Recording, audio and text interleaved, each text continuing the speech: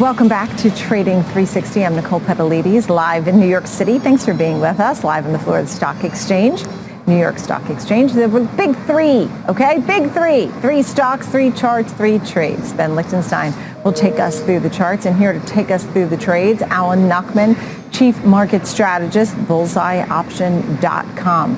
Thank you both for being with us. So I'm glad we have some good ones here to take a look at. I love the titles that you put on each one. With eBay, you said, tech is not dead. Tell me a little bit about your eBay thoughts here, Alan. Well, I'm, the optimism wins guy, and that's what we said a couple weeks ago when I was on with Ben, and we saw the breakout and the confirmation that the bottom base was in. So you look at tech, we're still, 10% off the top, but we are 15% off the lows. So looking at this stock, I'm looking at eBay. It's a stock that's 30% off its October highs. And what's interesting here is that it's down 10% in the last year versus the NDX, which is up 15%. We've got a double bottom, a great technical setup here. In the big picture, it's been trading between 80 and 50, so its midpoint is 75. That's kind of a magnet sometimes.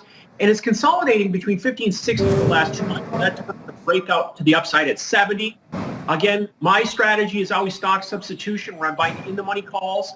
I'm looking at the July 50 call. Again, 50 is that bottom base. And that option's trading for about 8. It's $7 in the money, 3 months of time. And if eBay gets to that 70 level, that option doubles in value. Okay, so you do see some upside potential here, because today it's at 56.32. Now it's Ben's turn, because he's going to take a look at the chart for us. Ben. Good afternoon or good morning, guys. Alan, I see what you're saying in terms of potential bottom in right now, but I think the market is really at a high inflection point right now, critical juncture in many ways, as I've been calling it. And at this point, we've really yet to see the bulls do the heavy lifting that's necessary, especially in a stock like eBay, considering, as you mentioned, how it's down versus the NASDAQ being up. The NASDAQ's been a lot stronger than eBay in terms of coming off these most recent lows. Let's dive right into the chart, though. Take a look at what I'm talking about, the move off the February lows. And I agree with you, Alan, in terms of potential for a bit of a bottom to form here at this point, but I just don't really see the enthusiasm to the upside. Look at how we failed to take out the Feb highs while the broader market was able to. The NASDAQ back up above 15,000, the ES up and through 4,600. Now, yes, they're all rolling over, which is what concerns me, because eBay failed to take out those upper levels, and now it's starting to come off. You guys know how I feel about it. If we build momentum through the middle of this range that's been forming, I'll call it $61, $60. We'll call it down to the lower extreme, 47. If we build momentum through 56, 54, we open up a door for the retest of the lower extreme. So that's not what the bulls want to see. Speaking kind of to that point, again, it looks like we're now, after a recent brief visit up above the 50-day moving average, potential weakness today could bring us right back down below it. We've been holding below the 200-day moving average, but look at how RSI is starting to roll over. Potential, a bit of a precursor in terms of us working our way back through that range, as I mentioned, through, again, the 55, the $50 level, opening up a door for 55 to 53 level, opening up a door for a retest that lower extreme, again, below 50. But take a look here. You can also notice how volume's been a little bit limited, but look at this. Since the beginning of the year, down 15%. Since just this month, we're down 1.5%. Over the last week, we're talking down 2.33%. Now, there is one thing I'm noticing is take a look at this bit of a double bottom here. So again, that's encouraging for the bulls, and especially as we take a look at the weekly time frame, because it kind of reminds me of this double bottom that we saw back around, if you remember well, way back around 2018 December, and we're talking the spring of 2020 off the pandemic lows. So again, potentially something to build on here, as Alan alluded to, but I think that as of this point, we've really yet to see, as I mentioned, the bears do the heavy lifting that you need to see to get up above some key levels, and eBay just has yet to do that. Yeah, it's interesting. I like that you showed us the double bottom now versus the double bottom prior, which could be encouraging, but really stating the obvious here, which is look at the selling that's happening in tech, and it's been so volatile. I was saying earlier how the NASDAQ over 1 month is up 12%. But today, you can see the big sell-off that's happening in tech. So, Alan, make your case here one more time here for eBay before we move on for your trade. number one, it's a 3-month option. It's 100 days. It's deep in the money. It gives you the right to be long from 50. So essentially you have the right to be long from the low. It's $7 in the money, and it's trading for $8. So my time value component is very small. My expiration break even is very, very light lift there. And if Ben can go back to one more chart, look at that chart, that the double bottom that you're seeing in eBay. Tell me that's not exactly the same chart that we saw in the S&P about a month ago. Right. Okay. So that's for eBay. Let's move on and talk about what's going on here with these Chinese stocks. So they've certainly been volatile. There's been warnings, don't get in them. Others who say, hey, that's where growth is and it's a great place to be. And you've had some cooperation from China recently, which gave them a bit of a boost. Alan, your thoughts on JD.com? Well, China, I say optimism wins. You know what else wins? Capitalism wins. And I think they finally realized that they have to support the capitalistic, stocks. And they are now opening their books, so to speak. We'll see what actually happens. But that's getting us a little bit of a relief route. So if you look at this JD.com, it's been between 60 and 70 now for 3 weeks. But in the big picture, it's traded in 5 years. It's traded from 20 to 110, $65 midpoint. Also traded here in the last $90, $65 midpoint. If you look at this technically, you can see lower highs and higher lows with an apex at 65. A breakout at 65 is a big deal. I'm looking for an in-the-money again here, a 255 call for trading around 2.5 months at a time. And if we get to that 80 level, then that option gains 100%. Yeah. And the chart right there, I can see the big dip, and Ben will comb it out here. But the truth is that volatility and huge sell-off that we saw mid-March was tough. Some big gaps too, Ben.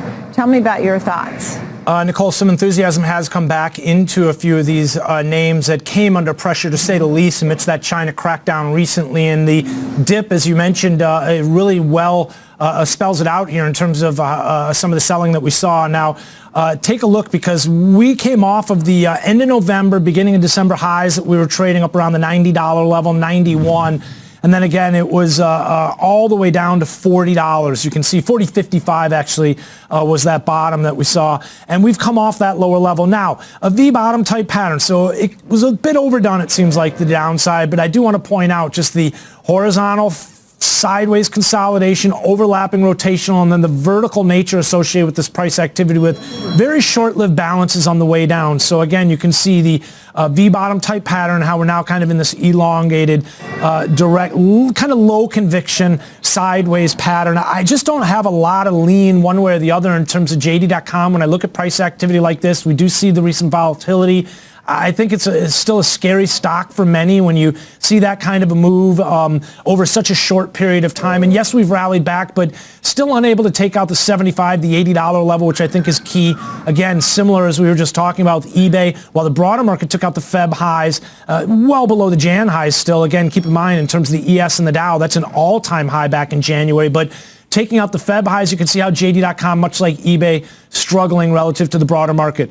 Take a look, still holding below the 50-day moving average. A similar situation in terms of eBay, where RSI is just not really giving the bulls much to hang their hat on. And then, again, as I mentioned, when you look at the weekly, there's just not a lot here. The one thing that I think is somewhat encouraging for the bulls is we talk about how markets get a little bit overdone. We saw that to the upside, 108. Again, talking about the February 2021 highs, and then definitely a bit overdone to the downside. And again, reflection of that being that V-bottom we just looked at on the 60-minute time frame.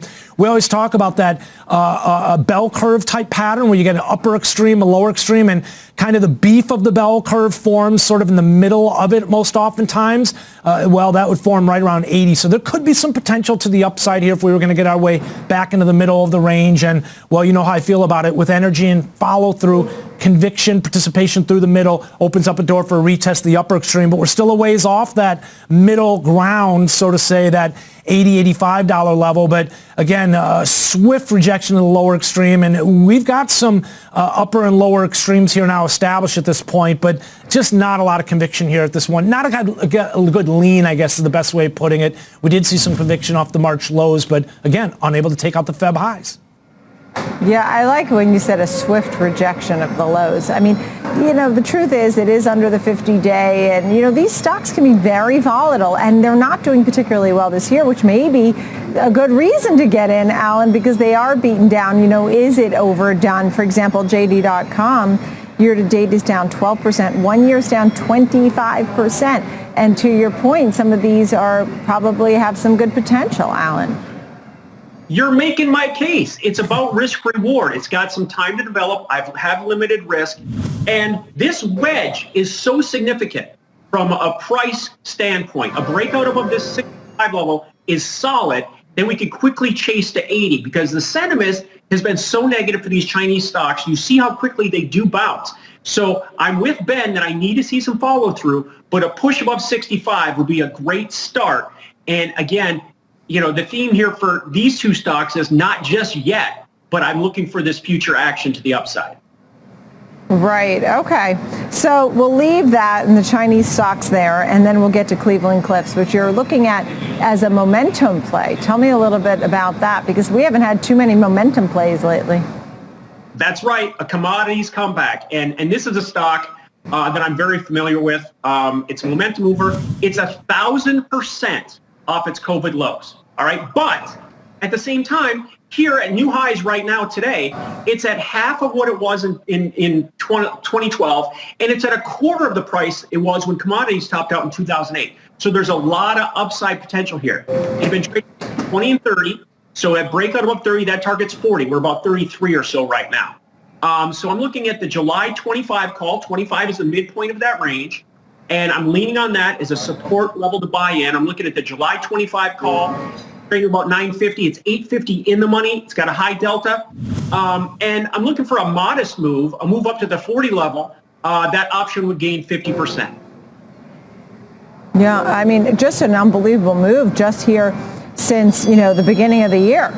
Right. And to your point, I mean, I know you were looking back further, and I know that Ben might do the same, but just even seeing what it's doing over 1 year, up 85%. Ben? Yeah, guys, of all three of the names that we're looking at here today, I think it goes without saying this is the one to get really excited about. I can understand why Alan is somewhat bullish, CLF, and I like it mainly because it's a textbook example of what I look for, those two separate phases of price development. You have the horizontal phase, which transitions to the vertical, and it constantly transitions from one to the other, sometimes more well-defined than others, but in this instance, it's very well-defined to the upside, a trend environment, almost like a staircase type pattern. You can see that, and this is what I think is important for traders to do, is kind of take a step back and not necessarily look at the market tick for tick, but in terms of these areas that form. And again, here you can see kind of consolidation around the $19 level into the end of February before the vertical phase comes into play. We stop right around 27, 28, and then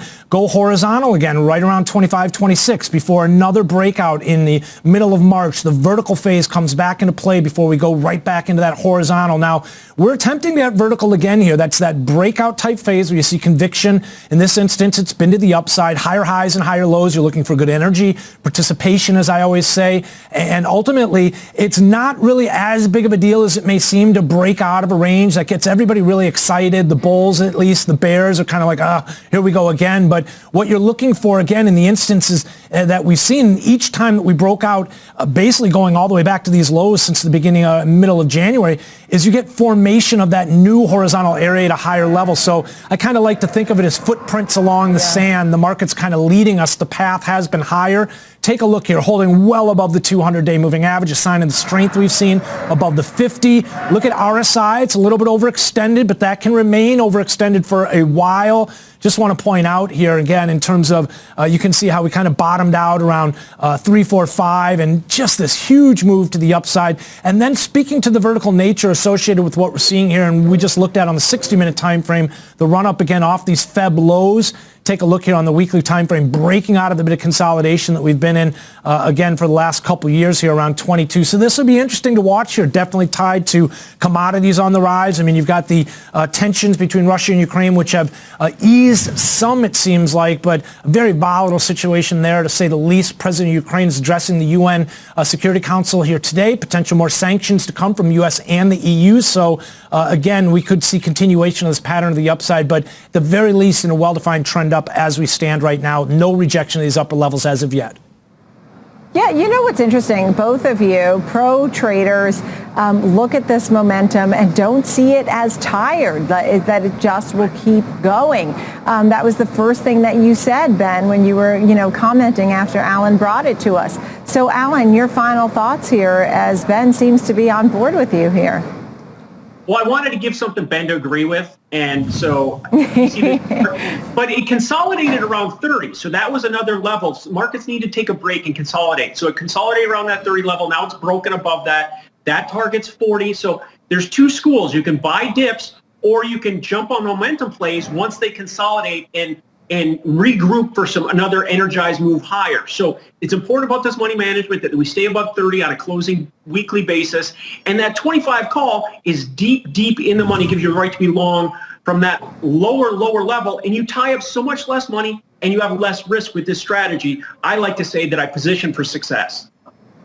Okay. Good to see you both. Thank you very much. Always fun to do the big three. Love having you both on. Thank you for a great conversation today. Alan Nuckman, bullseyeoption.com, and Ben Lichtenstein. Thank you both for being here. We took a nice look at JD.com, eBay, and Cleveland Cliffs. Thank you.